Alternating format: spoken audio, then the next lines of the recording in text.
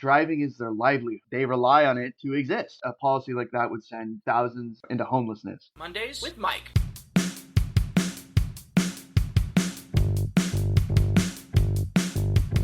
Mondays with Mike.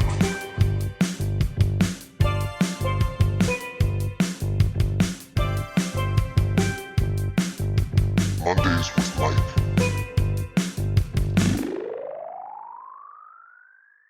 NBC reported that there are 3 dead as an elderly lady drove into a grocery store. On the same show, I believe it was Tuesday's show, Tuesday, the first full week of February, there was another person who was having a quote-unquote mental episode who drove into an airport, and he didn't kill anybody. But these people were just standing in the grocery store in Los Angeles. So in Los Angeles, it's built so the roads and the buildings on those roads are pretty close to each other. They were just going about their business, and then 3 dead. I wouldn't attribute any negative intent to the woman who ended up killing the 3. It seems like people who are older do continue to drive their cars, some beyond the time when they are really capable. But that brings up the idea of, is that right? Is it right that people, as they age, their capacity to operate a motor vehicle diminishes? Is it right that they're allowed to keep driving? And should things be done to make it not so? So this one's a really complicated topic, actually, because for plenty of older people, they may not have any family that can take them in, and they may not be able to afford long-term assisted living or an assistant that could drive them. And so in a country that is as big as the United States with as poor public infrastructure for transportation as it has, there are some parts of the country where the moment that you can no longer drive, you're effectively a prisoner in your own home. That there's no recourse in terms of being able to navigate life in an effective manner when the distances are so great. We're talking miles and miles of distance to go to the grocery store, to go to the doctor, to live one's life.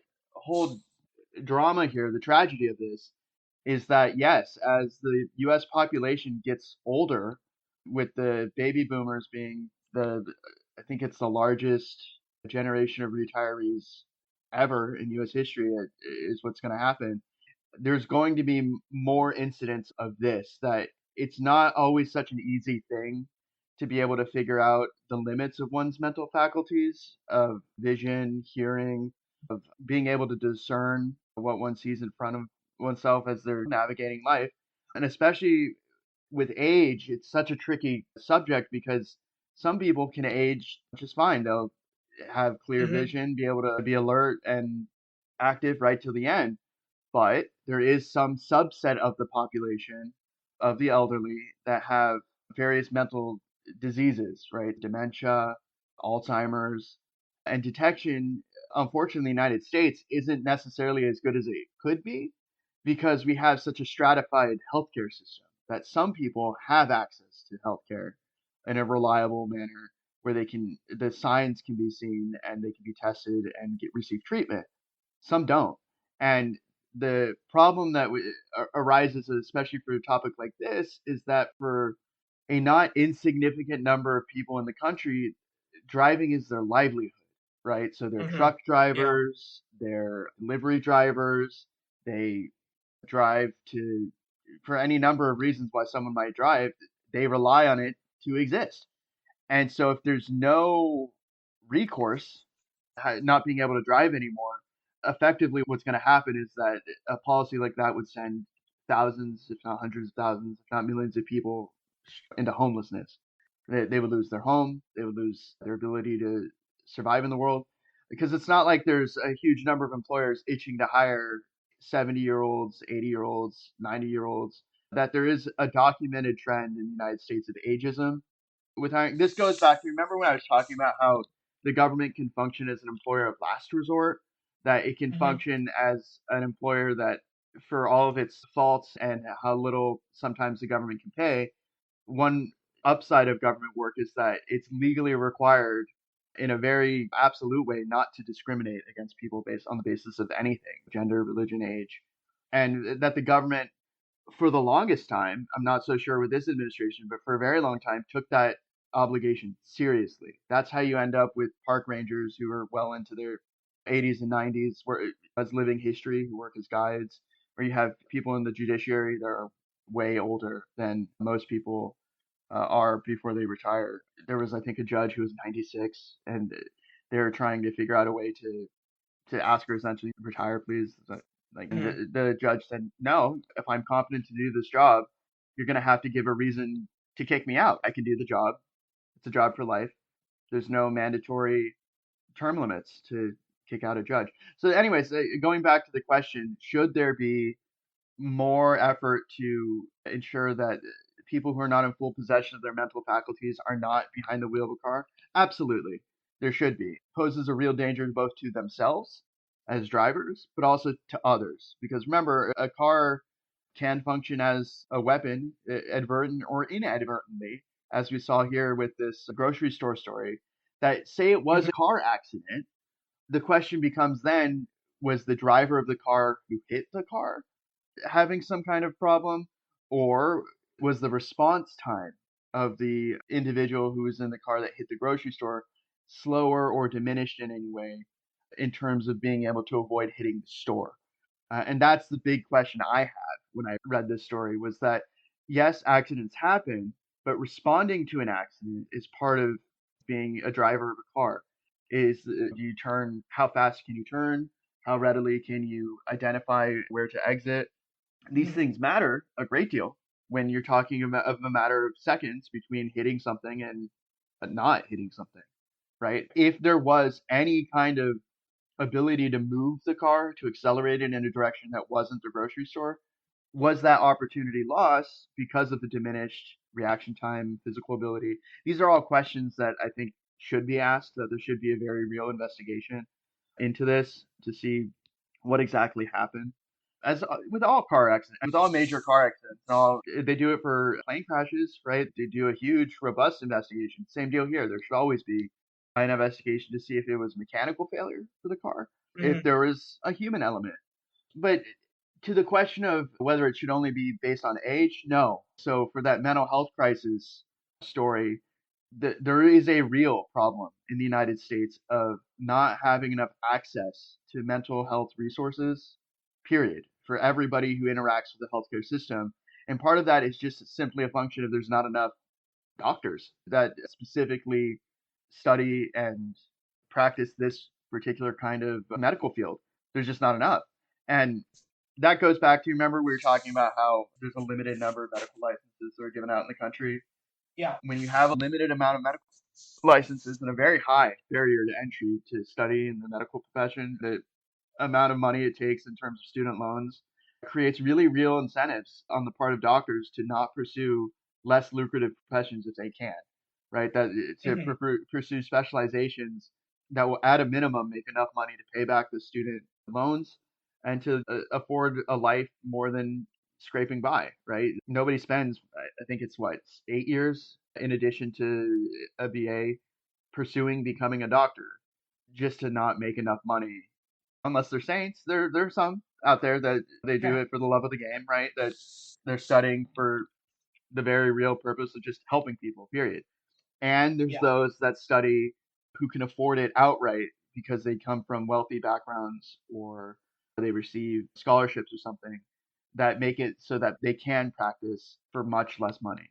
However, in the case of mental health treatment, part of that is really a political question because usually when you're talking about things like substance abuse treatment or mental health treatment or any kind of interaction where somebody has to go interact with a therapist or a counselor, the bulk of that in the United States actually happens through the prison system because that's usually when somebody starts falling if they have some kind of mental health crisis where they pose a risk to themselves or others. That's one of the things that can result in an involuntary commitment to a hospital. And then from the hospital, it can be decided if the person goes to a treatment program or a diversion from prosecution. So say somebody commits a crime, say they shoplift or they commit a violent crime or something like that. And some states, they allow for a prosecution agreement where instead of going to jail, to prison, you instead go to counseling or to like an anger management program or something like that. That's a political question because that's all funded by government and subsidized by government. So when the Trump administration, this happened not so long ago when they announced that they were going to cut $2 billion in all the substance abuse grants and addiction counseling and mental health programs across the country like that, right? They were just going to cut off all the money. Huge uproar, right? Because everybody who was involved in these said, look, you do this, you're all of a sudden going to have all these people that state are dangerous or a danger to themselves or others. They're going to be on the street tomorrow, right? You cut the funding for these programs where they're in house treatment, like in facility treatment programs where people are living there, right? And they're getting care around the clock. Some of the people who clearly need access to medication, schizophrenics, people who pose a real danger to others because they may not be able to discern reality all too well. If you cut the money, right, that is providing the treatment specifically to that cohort of individuals without an alternative, oh, charity's going to do it. No, it's not. Right? If charity could do it, it'd already do it. Oh, their families are going to do it. No, that's not how that works. Not all families can afford to pay for the health care of the ones who need help and may not necessarily be able to afford it. And that's a real issue, right? So this is the group that may, in fact, need some of the most help that the medical profession can provide, and also be the group that can least afford that help.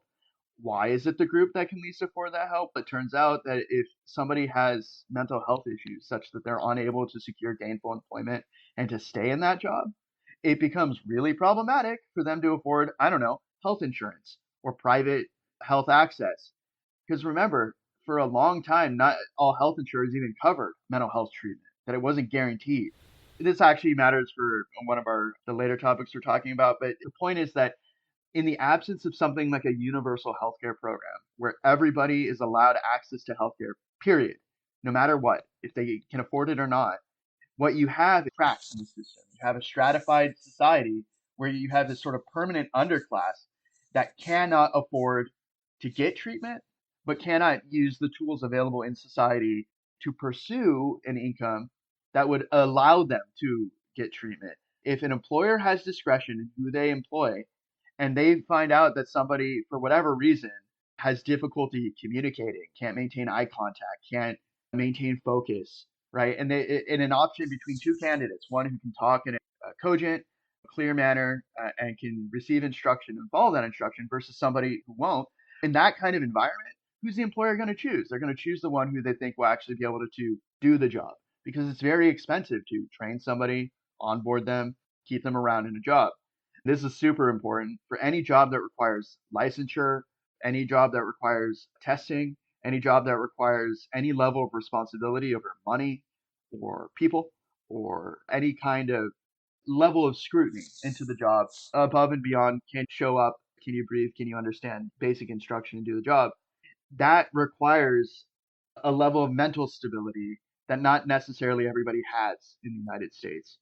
And it's not just the United States, right? This exists it's not just a problem that affects the United States in terms of the employment environment. There are other countries that also have people who are in homelessness or in severe crisis that need access to services. It's not, the United States is not alone in having people that need help, right? It's a big world. There's a lot of people. Not everybody succeeds. That's just the nature of the world we live in. But where the real struggle exists is that the people who may need the help the most may not even realize they need the help. That's one of the big issues. And so when you have something like a system where somebody who needs help can just show up and or their family could bring them and they could get tested for cognitive problems or they could get the chemical test, right? The blood draws that can see if there's a chemical imbalance in their brain or something. Money becomes a real impediment, right? Because you compound the problem. It turns out people are unwilling to pursue medical care if it's going to bankrupt them, right? Where the trade off becomes I seek medical treatment so I can live a little bit longer, but I'm going to live in complete agony and misery as I'm hounded by debt collectors for the rest of my life. Turns out some people don't like that trade-off. Who knew, right? And anyways, that's the point I'm making here, is that this is a very difficult issue. People need, while driving is a privilege in the United States and not a right, you have to take testing, you have to prove that you can drive safely on the road, you have to follow the road laws. It's something that, given the state of our infrastructure, people have to have, or they won't be able to survive, period. And that becomes a different problem for society, right? Because we don't have huge amounts of public housing. We don't have huge amounts of access to guaranteed jobs connected to bus lines. We've talked about this. Like, there are real issues, and this is a political issue that for the longest time hasn't been adequately addressed, right? Because you see these stories of people who, frankly, pose a danger to both themselves and to others when they're on the road. And other countries do a much better job having rigorous testing. Look, part of that is quite literally that not everybody goes to the doctor, that they don't have access to consistent medical care. And that's the first line of defense for seeing any of this. Your public health authorities can detect early signs of mental struggle there. The other one is for requiring vision. That's one of the good things that our society does, is that requires that people who have glasses have to maintain their prescription, or if they have contacts, it has to be current if they want to drive. They have to attest to that every time they renew their driver's license. But what we don't have when people renew their driver's license is that they attest to the mental competency, that they've made sure to test their faculties if they have dementia or Alzheimer's. And look, I get it. I understand that people don't want to be confronted with the reality that, yeah, they're getting older, that maybe they're not as able to navigate the world as they could when they were younger in a dignified fashion. I'm trying to think of the word that probably dignified. That when somebody realizes that they need help, it's very tough sometimes to ask for that help. And that's a struggle I'm sure many families have in the country, is when do you take away the keys from grandpa and grandma because they drove into a garage or a wall or hit a mailbox or something? Is that the point? Is that when the keys get taken away? And at what point, how do you make sure that they can't get access to the keys again? Ultimately, people have property rights in this country that if I own something, if I own a car or I own a house, I'm allowed access to my car and my house. You can attempt, children can attempt to rein in their parents, but their parents are free people. People can only be reined in, as you say, if they consent to be reined in, as far as adults go. And that's where the state comes in, by requiring like a test for dementia or Alzheimer's. Just that alone, for when renewing a license. You could catch a lot more of this stuff before it happens. Just that. And the state is the one that has the ability to take stuff away, period. That it can say no and then enforce that. That's the difference. That's why the state would have to be involved, the state government or even the federal government. It would be, I think, just pie in the sky vision here, that it would be preferable if we had a recognition of, as I age, that comes with a lot of benefits and a lot of detriments. Some of the benefits are people, I read, get better. I think I read this in the Atlantic, or it might have been the Seattle Times. But it was like people get better at emotionally regulating when they are in their late 60s, early 70s. And I didn't actually necessarily expect that. But then you kind of look at it, and even my parents, as they've aged, these things that bothered them before, now they're able to be more circumspect about that. And what a blessing that is. And then if you have grandparents, or grandchildren, or if you retire, that's a good thing. Or you get to play bingo, or whatever. But then there are detriments, of course, where you're not going to be as quick. It's just not going to happen.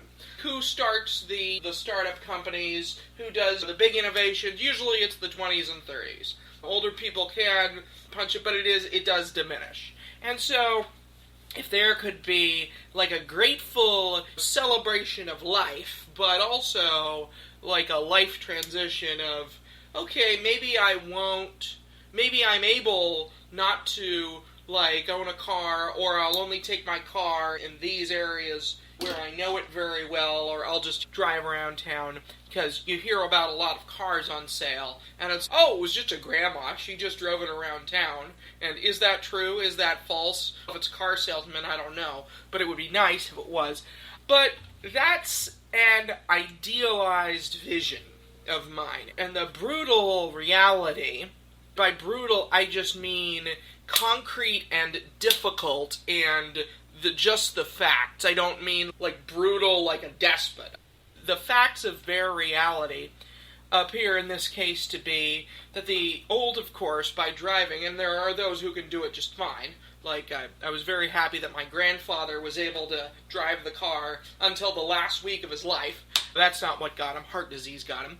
But some old people, they aren't trying to put others in a dangerous situation. They may rely on it because of lack of community around them. And I think a lot of our critiques of society as it stands comes down to that lack of community and a lack of people working together. And it's not just older people. A lot of people have to drive because they live far away. You're right, it shouldn't be based on age, but it should be based on a sort of competency, like an ability to see things coming and react to them, because it's not optional when you're on the roadway.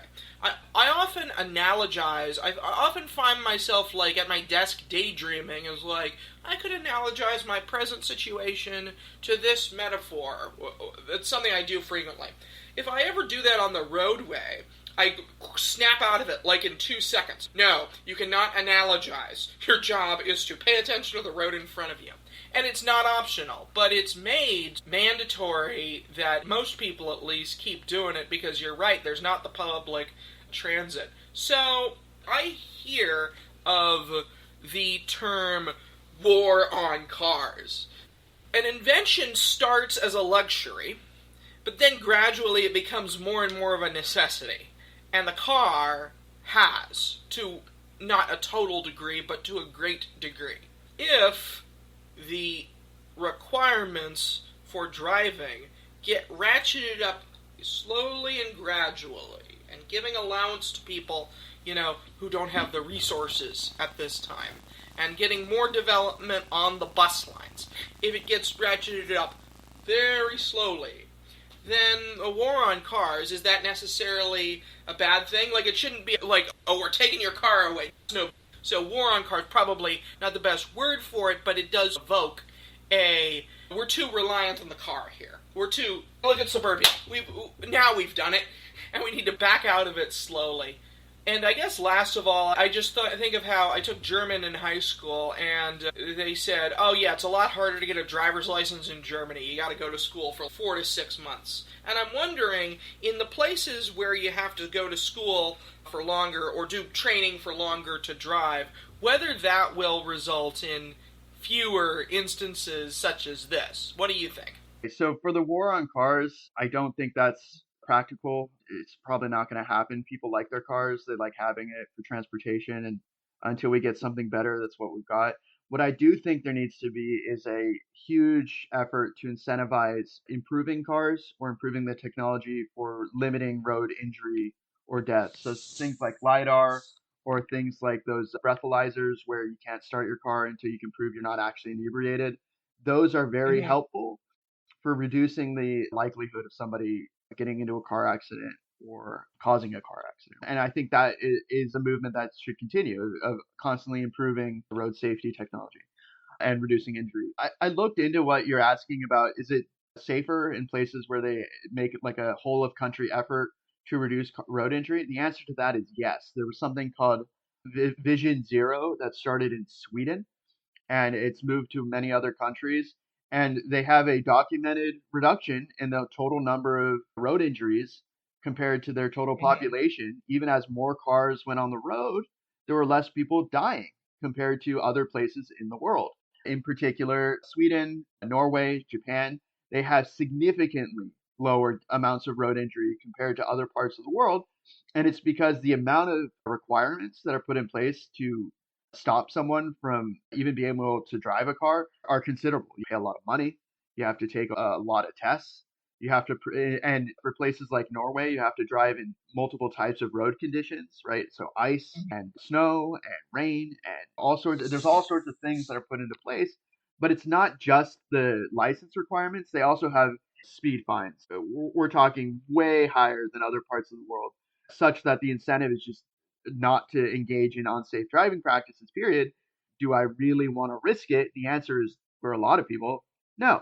They don't want to risk it. The ones who get caught with these fines, the most notorious ones that I see are those who are so flagrantly wealthy that they just eat the speeding ticket, no matter what it is, right? Even if it's 100 grand, they're worth 100 million or a billion. They just go, okay, just another day.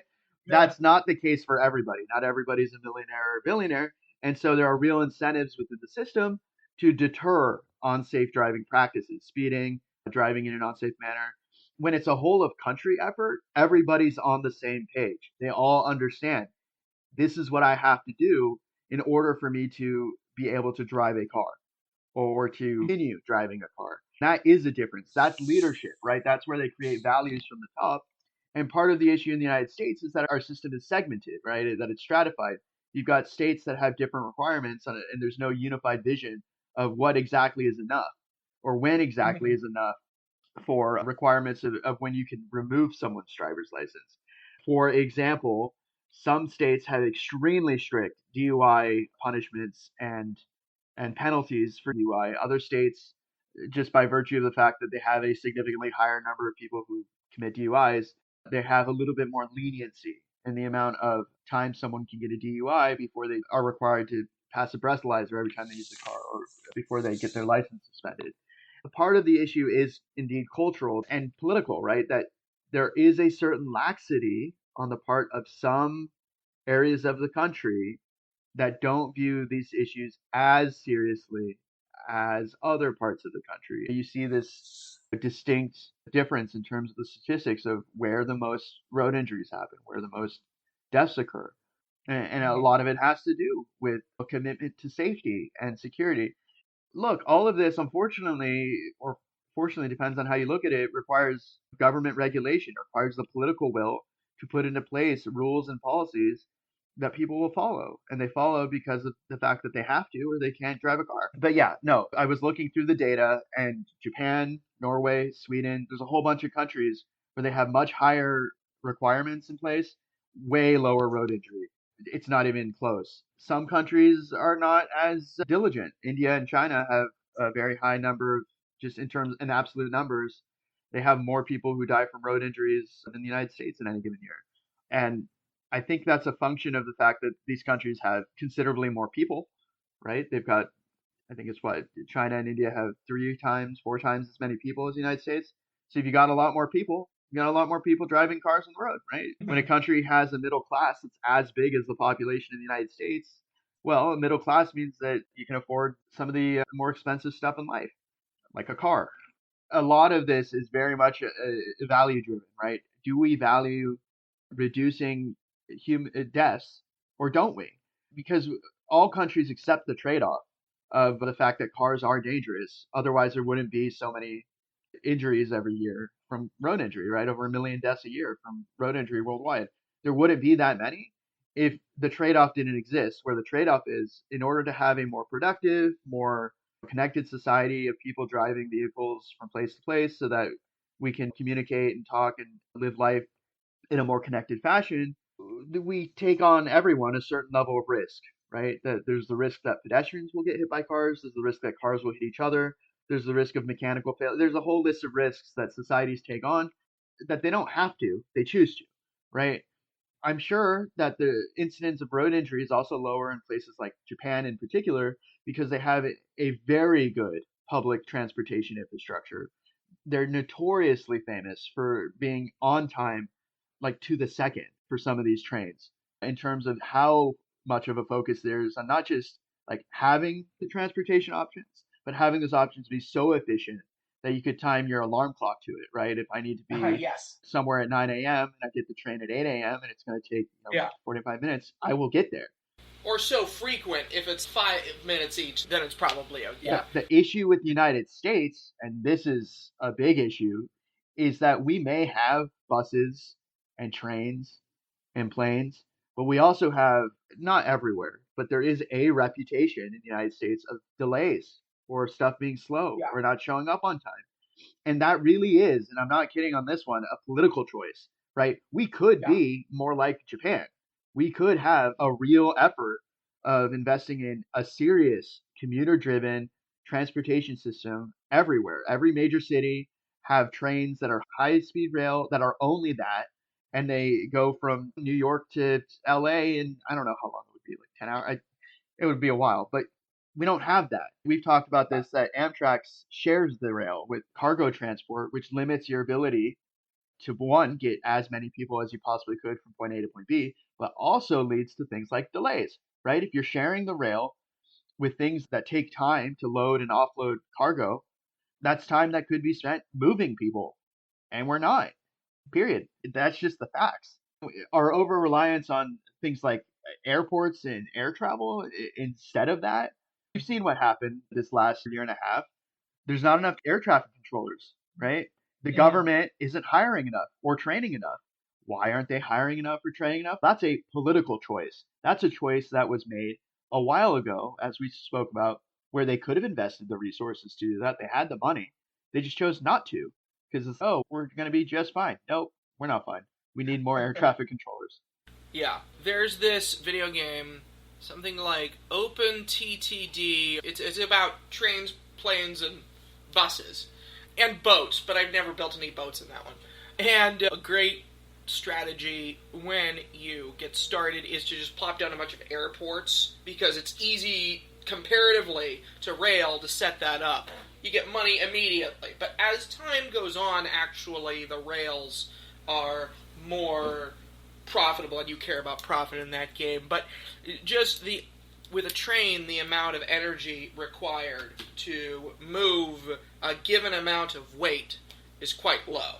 And if the investments were made, particularly the devoted investments for passenger rail, I think that would go well for us. And it would obviate the need for these poor people, old and otherwise. I don't mean like poor like destitute, but poor like unfortunate. It would obviate the need to drive a car even when you really would not like to. Like, I've gotten used to it, but a lot of the time in the morning is, oh man, I gotta go to work, I gotta drive the car, and it's cold, and be blasted with rain, and I gotta mind all the other drivers. Oh, don't mind me on this. So I'll just conclude by saying, when we talk about switching away from the automobile, and you actually mentioned a sort of determiner or test of mental competence. And I think that's a good thing to consider, because when we talk about the automobile, a lot of people think about their livelihoods, and they think about the freedom that a car affords them. And so when they think of regulation of that means of transportation, hairs might stand up on the back of your neck. I understand that very well.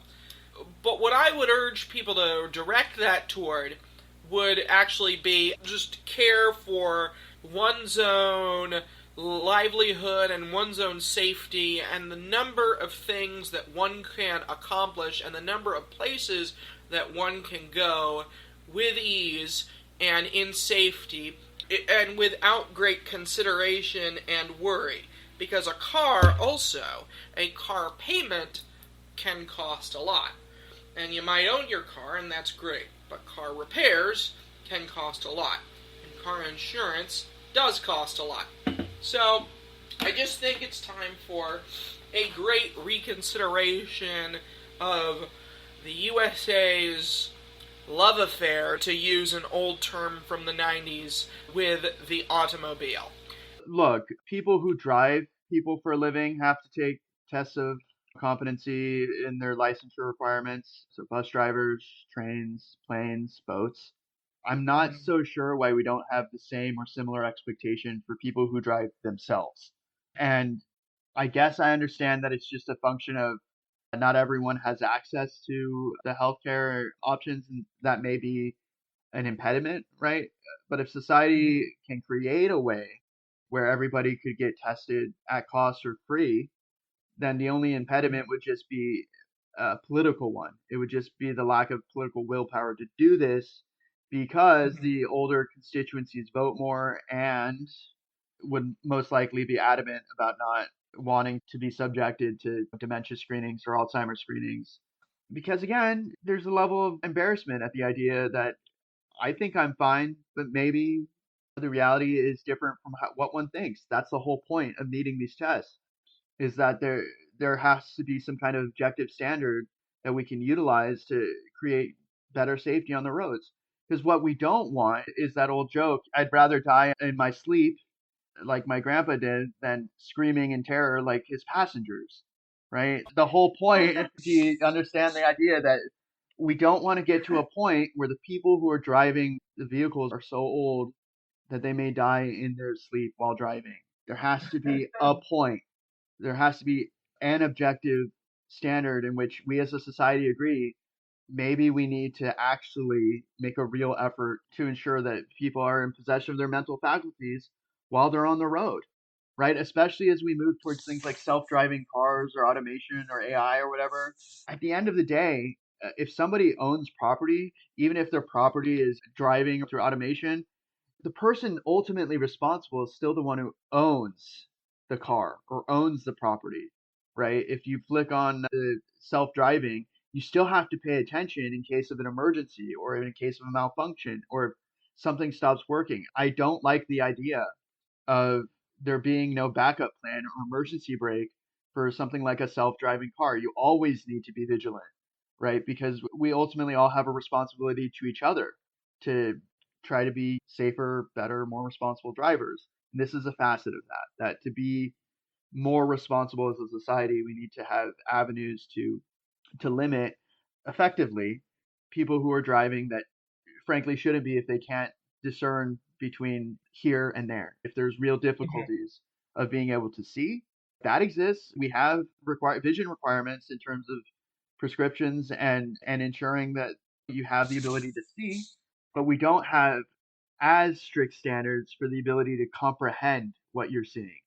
And that's just as important. That's my last word on that, is that it's not just enough to see, you have to understand what you are seeing. Right? Yeah. Okay, cool. Hopefully we can all get together and drive toward a better future here. That's why they call it Mondays Bye bye. with Mike.